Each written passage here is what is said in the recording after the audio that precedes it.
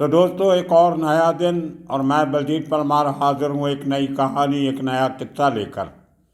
कल हमने drug scene पे एक हमारी चैनल पे खबर दिखाई थी कि किस तरह से ड्रग और हथियार अफ़गानिस्तान से और पाकिस्तान से हिंदुस्तान पहुंच रहे हैं।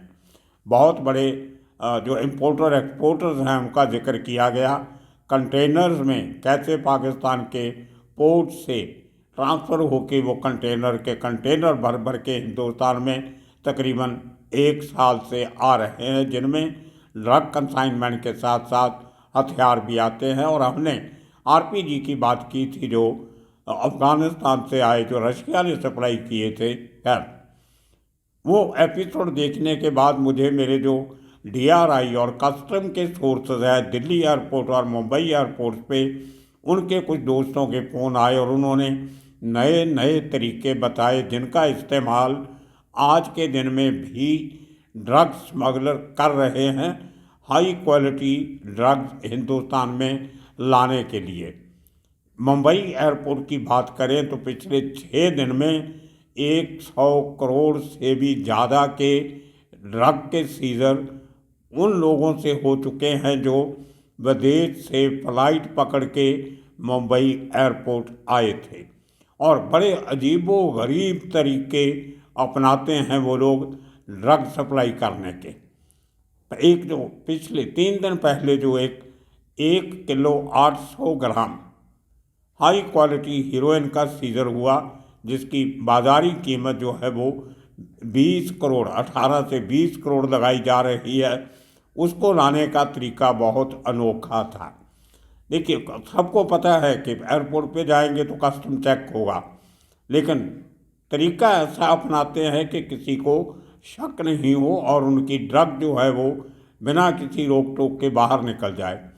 बड़े जो 3 सीजरों हैं, तीनों की कहानी मैं आपको सुनाता हूँ ताकि आइडिया हो जाए कि इतना बड़ा रिस्क, इतना बड़ा खर्चा करके भी ये लोग फॉरेनर नेशनल इंडियन नहीं हैं, विदेशी नागरिक है। कोई कीनिया का है, कोई नाइजीरिया का है, कोई इथोपिया का है, कोई पोलैंड का है। इस किस्म के नागरिक ड्रग लेके आते हैं हिंदुस्तान में। आप अंदाज़ा लगा लो, जो किलो के हिसाब से होती है, टनों के हिसाब से नहीं। इतनी, जिसको हम छोटी क्वांटिटी कह सकते हैं कंपेयर टू कंटेनर, वो लोग इतना बड़ा रिस्क क्यों लेते हैं? पहली बात वो, और दूसरी, क्या वाकई ही हिंदुस्तान में इतनी बड़ी डिमांड ऐसी हाई एंड ड्रग्स की है? दोनों सवाल बहुत अहम हैं। डीआरआई सोर्सेस, ये तीनों सीजर जो एयरपोर्ट पे हुए हैं वो एयरपोर्ट कस्टम्स ने नहीं किए, वो डायरेक्टोरेट ऑफ रेवेन्यू इंटेलिजेंस की इंफॉर्मेशन पे डीआरआई के अफसरों ने की है, जो एयरपोर्ट पे उन ख़ास फ्लाइट्स का इंतज़ार कर रहे थे। और इनके पास वो भी खबर थी कि किस किस्म के लोग या आदमी या औरत ये ड्रग लेके आ रहे हैं। 3 दिन पहले जो सीजर हुआ वो बहुत अनोखा था। एक शख्स के पास उसके बाकी सामान के अलावा 2 विस्की की बोतल थी, 1-1 लीटर की, बहुत अच्छी तरह से पैक की हुई।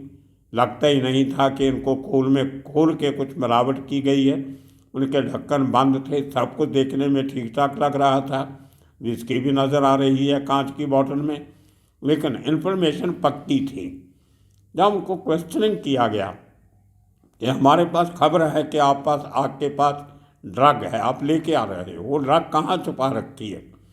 तो वो तो उन्होंने मुकरना था, इनकार कर दिया कि हमारे पास कोई ड्रग नहीं है, ये हमारे कपड़े हैं, आप चेक कर लो। और ये 2 विस्की की बोतल हैं जो हम अपने दोस्तों के लिए लेके आए हैं, जिनके पास हमने जाके रुकना है, जिनको हम मिलने आए हैं। तो काफ़ी मशक्क़त के बाद जब पूरी उनके इंटरोगेशन में कुछ नहीं निकला, तो फैसला हुआ कि विस्की की बोतल को खोल के देखा जाए। जब उनको खोल के एक टेस्टिंग किट के साथ विस्की का मुआयना किया गया, वो किट एयरपोर्ट पे अवेलेबल रहती है, ड्रग टेस्टिंग किट जिसको बोलते हैं, DTK। तो उसके टेस्ट किया तो उसमें सस्पेक्ट आया कि इस विस्की के अंदर ड्रग है।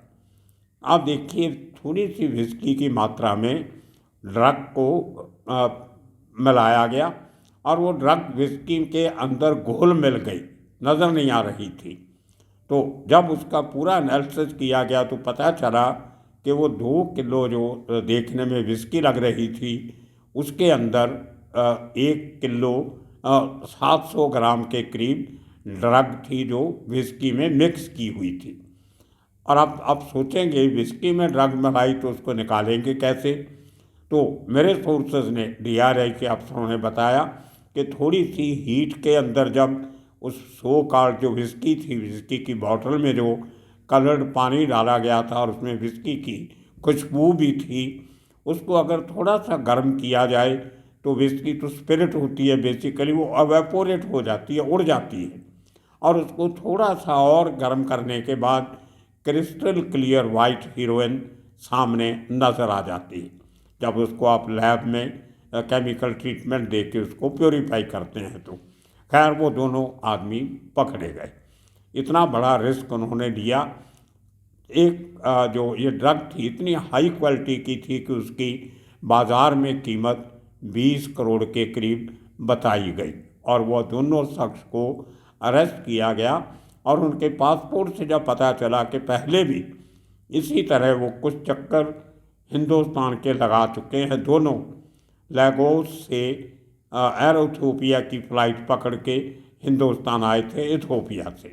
तो उनके पकड़े जाने के बाद ये नई तरकीब सामने आई। उसके 2 दिन पहले, मतलब आज से 5 दिन पहले, एक बहुत इसी किस्म का अजीबो गरीब सीजर हुआ ड्रग का मुंबई एयरपोर्ट पे। एक शख्स और एक लेडी जो मियाँ बीवी नहीं थे, अपने आप को दोस्त कहते थे, वो दोनों कीनिया के रहने वाले थे। वो कीनिया से लागोस जाते हैं और लागोस से वही एयर इथोपिया की फ़्लाइट पकड़ के बम्बई आते हैं। और जो आदमी था वो जब उसको पूछा गया कि हमें शक है कि तुम्हारे पास कुछ ड्रग है, तो वो जोक्स क्रैक करने लग गया, बात बात पे हंसने लगा, ऑफिसर को हंसाने लगा, बहुत विट्टी था और उसकी ऐसी बातें कर रहा था, उसकी बातें सुन के बातों से आगे बात निकालनी, वो सबको खुश कर रहा था। ऑफिसर भी हंस रहे थे, लेकिन वो समझ गए कि ये इसका कैमोफ्लेज है। तो उसको पूछा गया कि तुम्हारा प्रोफेशन क्या है, तो उसने कहा कि वो प्रोफेशनल जोकर है, वो स्टेज शो करता है लोगों को हंसाने के लिए और छोटी मोटी ट्रिक्स करता है स्टेज पे। और वो जो और साथ में थी वो एक मजी हुई एक्टर थी, तो स्टेज पे दोनों वो इस किस्म की हरकतें करते थे लोगों को हंसाने के लिए। तो उसकी यूनिफॉर्म भी थी, उसके पास जोकर की एक ड्रेस बनाई हुई थी, जैसे सर्कस के जोकर होते हैं उसी तरह नाक की वो जो नोज़ कैप होती है वो, लाल से कपड़े, पीले कपड़े, 4-5 ऐसी ड्रेसेस और पूरा अमला फैला जो उसका था। उसने कहा कि वो हिंदुस्तान में डिफरेंट शहरों में स्टेज शो करने आया है। उसको पूछा कि किसने आपको बुलाया, वो बताइए आप किसके सद्दे पे आप आए हैं, कहाँ पे शो करोगे? तो उसने कहा नहीं, मैंने किसी से कंट्रैक्ट नहीं किया, ना कांटेक्ट किया है, मैं आके अभी बाहर निकल के लोकल न्यूज़पेपर्स में इश्तिहार दूंगा कि कीनिया से एक बड़ा जोकर आया है और जो आदमी उसका शो करवाना चाहते हैं वो उसे इस नंबर पे कांटेक्ट कर सकते हैं। तो उसके बाद मैंने शो कर रहे थे, बड़ी अच्छी कहानी बनाई थी, लेकिन खबर भी पक्की थी कि इसके पास ड्रग है। तो उसके जब कपड़ों की तलाशी ली गई तो सब के सब जो 3-4 बैग थे छोटे बड़े मिला के, उनमें उसकी जोकर की ड्रेसेस निकली, उस लेडी की भी कुछ वो परफॉर्मेंस की ड्रेसेस निकली, लेकिन ड्रग कहीं नज़र नहीं आ रही थी। तो पता चला कि 4 खाली कपड़े के बैग थे जो पहले DRI के लोगों ने इस करके साइड में रख दिए, ये तो खाली है। फिर उनको शक हुआ कि बाकी सब जो बैग हैं छोटे बड़े, उनमें तो कपड़े हैं या और सामान है, मेकअप का सामान है, कुछ और चीज़ें हैं, तो इसके जो खाली बैग हैं ये क्यों हैं? जब वो खाली बैग को देखा गया तो उनके नीचे, जो बैग का नीचे का पोर्शन होता है कपड़े के बैग का, उसके एक फॉल्स बॉटम बनाई हुई थी। तो उसकी बनावट इस किस्म थी कि वो इजीली उल्टी पुल्टी हो जाती थी, इकट्ठा कर सकते थे तो मालूम नहीं पड़ता था कि इसके अंदर कुछ छुपाया हुआ है। तो वो चारों बैग्स में वो जो फॉल्स एक बॉटम बनाई गई थी, ऊपर कपड़ा नीचे कपड़ा, उसके बीच में ड्रग जो थी वो प्लास्टिक के बहुत बारीक पेपर में बड़े तरीके से उनको छुपाया गया था, और वो भी तकरीबन 2.5 किलो के करीब थी। खाली कपड़ा, वो हैवी बैग थे वो, तो उसमें से जो ड्रग निकली वो चौंकाने वाली थी। तो वो भी तकरीबन 25 करोड़ का सीजर हो गया। उसके बाद एक और हादसा होता है कल, आज से एक दिन पहले। उसमें भी इसी तरह 2 लोग आते हैं, एक पोलैंड का होता है, एक नाइजीरिया का। लेकिन दोनों बेसिकली नाइजीरियन लगते थे। एक शायद बाद में कहीं जाके पोलैंड कहीं सेटल हो गया होगा काम धंधे के चक्कर में। एक दिन पहले 2 आदमी और पकड़े जाते, और जब उनमें से एक आदमी हॉलैंड का था और एक नाइजीरिया का, लेकिन दोनों ओरिजिनली शायद नाइजीरिया के ही थे। दूसरा आदमी हॉलैंड में कहीं नौकरी वगैरह करने लग गया था, तो उनके मूल से लगता था, उनकी जो शक्ल सूरत से और उनके रंग भाव भेद से वो लगता था कि बेसिकली नाइजीरिया के। और वो भी उसी तरह लैगोस से फ्लाइट पकड़ के आते हैं एड्रेस बाबा की। अब आप हैरान होते होंगे कि ये तीनों को तीनों जो एक हफ्ते में पकड़े जाते हैं, 6 लोग 2-2 के पेयर में आते हैं, वो लैगोस से ही क्यों आते जो बताएंगे आपको। उनकी जब तलाशी ली गई तो उनके पास जो कपड़े थे उनके अंदर भी इस तरह से कैविटीज़ बनाई गई थी जिनमें 5 किलो ड्रग छुपाई हुई थी। तो 50 करोड़ का सीजर उनसे हो गया। उसके अलावा छोटे मोटे और सीजर हुए, लेकिन सबसे चौंकाने वाला एक सीजर जो कुछ दिन पहले हुआ वो भी लैगोस से आदमी आया था। तो 4 केसेस की मैं आपको वार्ता सुनाने के बाद बताऊंगा कि लैगोस से क्यों आते हैं, एथियोपिया से क्यों आते हैं। पहला जो सीजर हुआ था उसकी तारीख मेरे दोस्तों को याद नहीं थी, लेकिन थोड़ा सा पुराना केस। वो कमाल है, मास्टरमाइंड केस ऐसा। ऑफिसर्स ने कहा कि उन्होंने अपनी ज़िंदगी में इतने लंबे कैरियर में कभी इस किस्म का सीजर नहीं देखा था। अकेला आदमी आता है और उसके पास छोटे मोटा सामान के अलावा थोड़े से कपड़े, थोड़ा सा जो एसेंशियल आइटम्स होती हैं, तौलिया वगैरह, अंडरवियर्स वगैरह, अंडरगारमेंट्स और उसके कोट पैंट इस किस्म का। लेकिन बादाम थे उसके पास 10-12 किलो। अब ऑफिशियली सिर्फ 2 किलो बादाम अलाउड है। उसको पूछा कि ये इतने बादाम तुम क्या करोगे? वो बोलता मैं अपने दोस्तों को गिफ्ट करूँगा जिनको मिलने आया हूँ। तो उसको पूछा गया कि ठीक है, हम मान लेते हैं आपकी बात, आप उन दोस्तों का नाम, पता और एड्रेस लिख दीजिए ताकि हम उनसे इंक्वायरी कर लें कि आपने कहीं इस आदमी से कोई बादाम मंगवाए थे। तो वो उसके पास कोई नाम हो तो बताए, किसी का एड्रेस नहीं था, वो तो स्मगलर था बहुत बड़ा। अब वो बादाम सामने पड़े हैं, किसी को समझ नहीं आ रहा कि ड्रग कहाँ गई। बहुत बारी उसका आधा दिन लगा, ऑफिसर्स ने बताया। एक एक कपड़ा उसका चेक किया, उसका बॉडी सर्च किया, उसको स्कैनर से निकाला, उसके जूते निकाले, सब किया, लेकिन कहीं कोई ड्रग का ट्रेस नहीं। लेकिन शक की सुई बार बार बादामों पे जाती थी। और बादाम, ऑफिसर्स ने कहा, बहुत बड़े साइज़ के, बड़ी हाई क्वालिटी, बहुत महंगे किस्म के बादाम जो ए ग्रेड गिने जाते हैं। अमेरिकन बादाम आपने देखे होंगे, बहुत छोटे साइज़ के होते हैं और थोड़े कम डार्क होते हैं। ये बादाम काफ़ी डार्क, बड़े साइज़ के थे, जैसे स्पेशली कोई ब्रीड तैयार की गई हो। बहुत कम ऐसे, उनका कहना था, बादाम देखने को मिलते हैं। तो बहुत जद्दोजहद के बाद फैसला हुआ कि चलो 2-4 बादाम तोड़ के देखते हैं कि ये बादाम हैं किस किस्म के। और जैसे ही वो बादाम को तोड़ा गया पहले को, उसके अंदर से छोटी सी मात्रा थोड़ी सी ड्रग की निकली, वो भी हाई क्वालिटी हीरोइन। अब उस शख्स ने क्या किया था, अब देखिए कितनी मेहनत की होगी। 10-12 किलो बादाम में कितने हज़ारों ग्राम हो जाएंगे। एक एक बादाम को बीच में से सीधा काटा गया, उसको उसके अंदर कैविटीज बनाई गई दोनों बादाम के बीच में, उस कैविटीज में ड्रग भरी गई। उसके बाद दोनों पीसेस को दोबारा जोड़ा गया और जोड़ने के बाद वो बादाम ऐसी उसकी बनावट आप सबने देखा है, आम चीज़ है बादाम, तकरीबन हर घर में होता है, देखा है, सबने खाया है।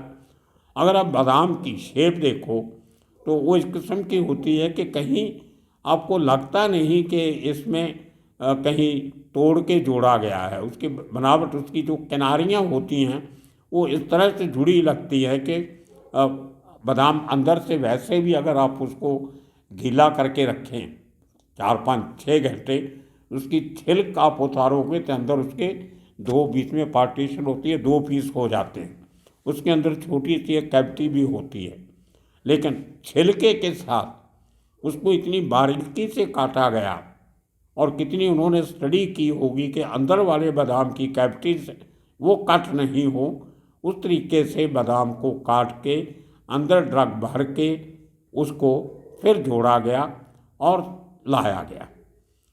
ये सब होने के बाद जब पूरे बादाम 3 दिन लगे इनको आहिस्ता आहिस्ता बड़ी तरीके से तोड़ने, ताकि ड्रग गिरे नहीं, वो नीचे कहीं गिर गई तो इकट्ठी करनी मुश्किल हो जाएगी। तो बड़ी मेहनत से उनको निकाला गया। आप देखो, हैरान हो गई कि 12 किलो बादाम में से 4 किलो ड्रग निकली, थोड़ी थोड़ी जो थी मिला के 4 किलो। वो 4 किलो ड्रग भी जो थी वो तकरीबन 50 के ऊपर करोड़ की निकली। इस तरह से स्मगलर नए नए रास्ते अपना रहे हैं। खाली ड्रग ही नहीं, रोज़ मुंबई एयरपोर्ट पे 4-5 केस गोल्ड स्मगलिंग के भी हो रहे हैं। गोल्ड स्मगलिंग में भी बड़े अजीब अजीब तरीके लोग अपना रहे हैं। मुझे याद है एक केस, जब मैं एयरपोर्ट कवर करता था तो एक पॉलिश लेडी को अरेस्ट किया गया था, पोलैंड से आई थी, काफ़ी हाइट वाइट में अच्छी, देखने में बहुत खूबसूरत, और ईस्टर्न यूरोप कंट्री है, रंग तो गोरा होगा ही होगा। वो जब एयरपोर्ट पे आई तो उसका चलने का तरीका देख के एयर इंटेलिजेंस यूनिट को शक हुआ कि इसके पास कोई ना कोई स्मगल्ड आइटम जरूर है, इसके चलने में, चाल में कुछ फर्क लग रहा है। और अब लेडी थी और अनफॉर्चुनेटली उस समय कोई लेडी ऑफिसर अवेलेबल नहीं थी, ड्यूटी शिफ्ट होने का टाइम था। तो उन्होंने बड़े तरीके से उस लेडी का सामान क्लियर करने से रोका, क्योंकि नेक्स्ट शिफ्ट में जो लेडी ऑफिसर आ रही थी वो she was I think changing into uniform, उसको 10-15 मिनट लगने थे। उसका नाम भी मुझे याद है, मिसेस नायर होती थी, केरला की, वो एयर इंटेलिजेंस यूनिट में काम करती थी और उसका रैंक भी शायद पीओ था, प्रिवेंटिव ऑफिसर थी। तो जब वो रेडी हुई उसको बुलाया गया और पॉलिश लेडी को उस लेडी कस्टम ऑफिसर ने क्वेश्चन किया कि क्या आपके पास कुछ स्मगलिंग का या ऐसा कुछ सामान है, कॉन्ट्राबैंड है? तो वो बड़े पोलाइटली बोली, नहीं कुछ नहीं, मेरा तो सामान, बल्कि आई एम वेटिंग के मुझे रोका क्यों गया है, मेरा सामान क्लियर क्यों नहीं हो रहा। तो लेडी को भी थोड़ा शक हुआ कि ये तो बहुत कॉन्फिडेंस से बात कर रही है, कहीं ऐसा नहीं हो कि हम गलत पैसेंजर को उसकी तलाशी वलाशी ले लें और फॉरनर है, कोई कंप्लेंट किया तो बुरा लगता है, देश का नाम खराब होता है। तो उसको बोला ठीक है आप जाइए, आपका सामान वहाँ रखा हुआ है, तो एसी कमिश्नर जो होते हैं, असिस्टेंट कमिश्नर, उनके पास आप जाके बात कर लो।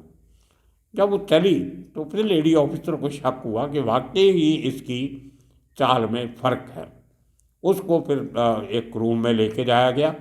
उसकी जब सर्च की गई तो उसके जो थाईस से दोनों जांघों पे 100 बिस्कुट की बेल्ट बांधी हुई थी।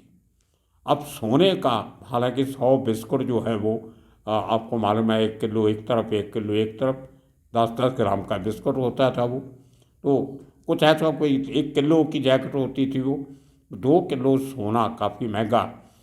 तो उस पॉलिश लेडी की जब लेडी ऑफिसर ने सर्च किया तो उसकी दोनों थाइज पे, जांघों पे सोने की 2 बेल्ट लपेटी हुई थी, एक एक तरफ, दूसरी दूसरी तरफ। एक एक बेल्ट में 100 बिस्कुट थे। अब देखिए इतना वज़न बिस्कुट का, और जो सोना होता है उसका बॉडी वेट बहुत होता है।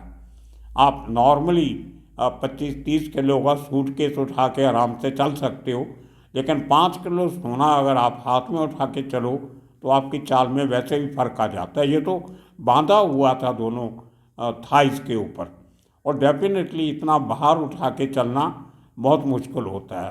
Because the lady was very healthy, तो वो बहुत दिक्कत से कंट्रोल कर रही थी। तो बहुत अजीब लगा सब लोगों को। उसको पकड़ा गया और उसने मान लिया, और सोने के केस में कोई ज़्यादा बड़ी सज़ा हमारी कोर्ट में नहीं होती है। सोना सीज कर लिया जाता है, और जो स्मगलर या कोई भी लेके आता है उसको फाइन ड्यूटी मार के उसको थोड़े दिनों के बाद कोर्ट के थ्रू रिलीज़ भी कर देते हैं, ख़ास तौर पे फॉरेनर्स को। तो वो चली गई। और दूसरे दिन जो मैं एयरपोर्ट कवर करता था, ये खबर लगी तो हमारे अखबार में जो सुर्खी छपी वो बहुत कुछ कहती थी। उस हेडलाइन में लिखा था, polished lady with golden thighs caught at airport. तो इस किस्म के हादसे एयरपोर्ट पे अक्सर होते रहते हैं। Back to Lagos collection. अब लागोस जो है वो बहुत पॉलिटिकल अनसर्टेनिटी से गुजरता हुए कंट्री की एथियोपिया की राजधानी है। बहुत बड़ी एयरलाइन है उनकी, ये कमाल है। बहुत गरीब कंट्री, लेकिन एयरलाइन बहुत बड़ी है। तकरीबन दुनिया के हर कैपिटल में, बड़े जो कैपिटल्स हैं वहाँ पे एयर इथियोपिया की फ़्लाइट्स जाती। और वहाँ पे क्योंकि ऑफिसर भी गरीब हैं, सैलरीज कम हैं, तो वो पैसा वैसा लेके किसी भी कंसाइनमेंट को रोकते नहीं हैं। तो जो आप मर्जी ले जाओ बाहर, तो लेकिन अगर आप कीनिया से आना है वहाँ तक, वो उनकी जिम्मेदारी है। एक बार आप लागोस पहुँच गए तो दुनिया के किसी भी हिस्से में जाने में आपको कोई तकलीफ़ नहीं आती, वो अपना कट लेते हैं। अब ये लोग इतना रिस्क क्यों लेते हैं? रिस्क इसलिए कि जो 1 किलो ड्रग नाइजीरिया में या लागोस में या कीनिया में 1 करोड़ की उनको पड़ती है जो खरीदते हैं, वो हिंदुस्तान में आते ही 10 करोड़ की बिक जाती है 1 किलो। इतना मार्केट डिफरेंस, 9 करोड़ रुपया 1 किलो के लिए आमदन है। और जब वही ड्रग उसके आगे चलती चलती चलती चलती जब स्ट्रीट लेवल पे पहुंचती है, जब छोटे से छोटे कंज्यूमर के पास पहुंचती है, तो उसकी कीमत तकरीबन 100 करोड़ के करीब हो जाती। जितनी छोटी क्वांटिटी में जाएगी उतनी महंगी होती जाती। अब इतना बड़ा, ये मैं हाई क्वालिटी हीरोइन की बात कर रहा हूँ, वो जो ब्राउन शुगर ये वो उसका केस नहीं है। और बाहर से जितने ये सीजर ड्रग के हुए सब के सब very high quality pure heroine के हुए हैं। तो ये नए जो स्मगलर हैं वो अपने लिए जब बड़ी कार्टेल्स के लिए ये उसका इस्तेमाल करते हैं, लेकिन इनको जल्दी छोड़ा नहीं जाता, क्योंकि इनसे अथॉरिटीज़ को ये पता लगाना होता है कि आप ये ड्रग किसके लिए लाए थे, किसको देनी थी। और वो आदमी कई बार पकड़े जाते हैं, कई बार वो जो एड्रेस वगैरह देते हैं वो फेक होते हैं, क्योंकि उनको कोई ना कोई आदमी एयरपोर्ट पे रिसीव करने आया होता है जो अपने तरीके से वहाँ से ड्रग लेके रफू चक्कर हो जाता है और ये आदमी सेफ निकल जाते हैं। जैसे कहा कि ड्रग के केस में आदमी छोड़ दिया जाता है, ड्रग के केस में नहीं छोड़ा जाता। और ये इसलिए कि हमारे कानून तो हैं हमारे पास, लेकिन बहुत समय लगता है इंसाफ के लिए। तो आज जब मैं DRI ऑफिसर से बात कर रहा था कि इस किस्म की ख़तरनाक स्मगलिंग को कैसे रोका जाए, तो उनकी एक ही राय थी कि हमारा कानून सऊदी अरेबिया और सिंगापुर जैसा होना चाहिए, जहां ड्रग केसेस में डेथ की सेंटेंस दे दी जाती है।